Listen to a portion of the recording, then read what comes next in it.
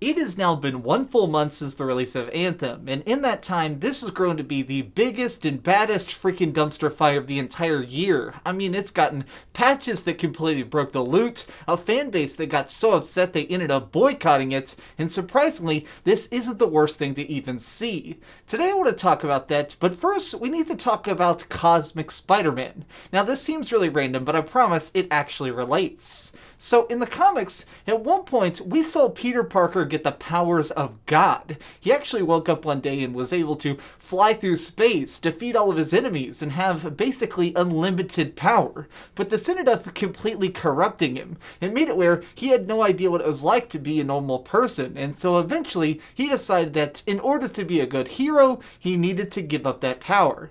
Well, what's funny is, this actually sort of reminds me of what's going on with Anthem and Bioware. What's up, gamers? DreamcastGuy here, and hold on a second.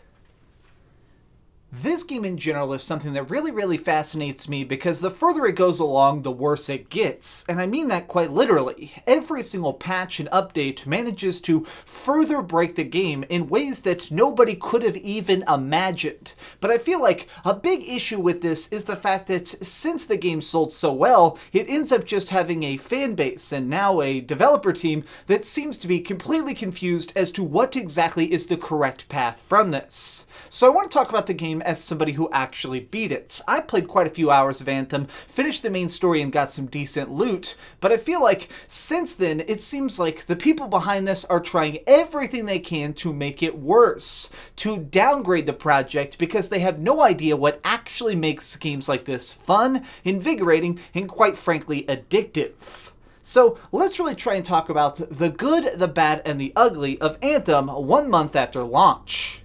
So the biggest thing we have to address is, of course, the gear itself. The fact that originally this game seemed like it had some really smart gameplay loops. When you're trying to kill different monsters or just getting some sweet headshots with one of your special abilities, it was one of those games that managed to make you feel strong. As you were going along, I actually do think that they managed to balance just how combat worked in such a smart way. But people began to discover that, unfortunately, this was actually an illusion, and that the idea of damage and health and shielding was all completely made up numbers. In fact, the biggest and best weapons in the game were actually doing less damage than level 1 guns you started with. Yes, I'm being completely serious. All the numbers that are popping up when you get a headshot and stuff like that are completely fictitious. This was the first big crack in the armor, I think, that showed people that something in Anthem is not what it appears. This is a game that pretends to be polished, but it's in fact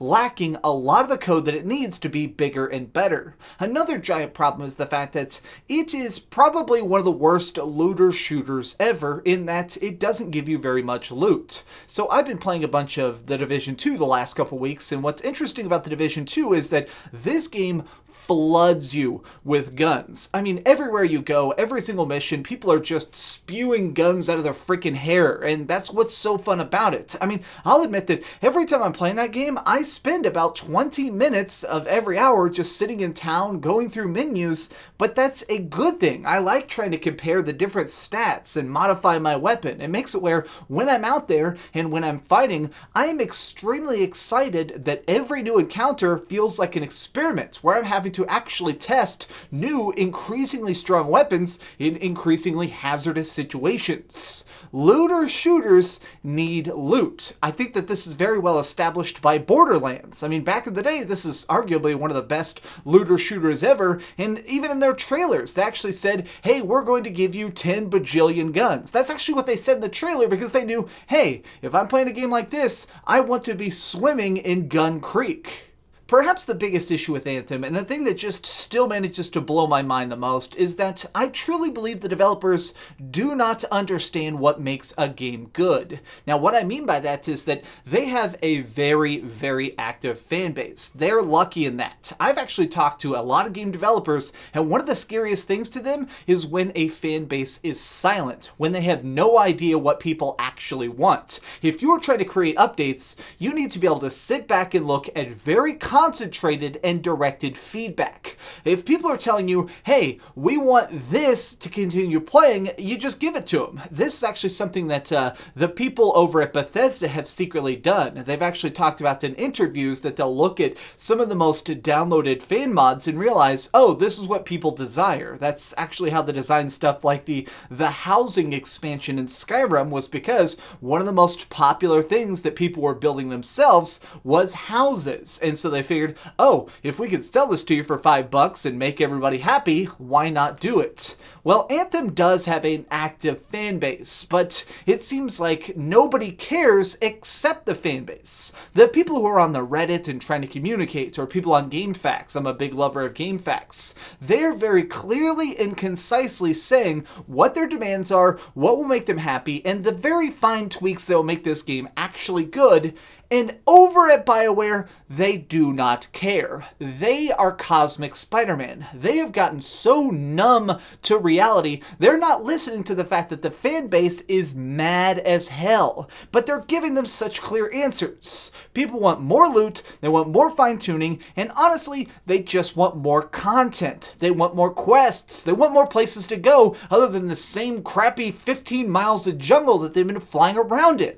By far my biggest issue with Anthem, and the reason I'm still talking about it is because I'm being dead serious here, it has ruined my imagination when it comes to games as a service projects. I've never really liked the idea of games as a service, but this is honestly one of the worst ones I've ever seen because it launched with almost nothing. It doesn't have a decent hub world, it doesn't have a cool social center so I can just hang out with my friends, it doesn't really have a good just open world exploring area. It's just one of those games that's so built on this mythological promise of the fact that if you keep playing it, eventually it'll be good. And that is not what games as a service should be. In my personal opinion, games as a service projects should launch great and become amazing. It should be a constant ramp towards the stars, getting bigger, getting better, trying to push the freaking limits of your imagination. And instead, what games as a service means now in 2019 is, hey, we're going to launch the most basic thing we possibly can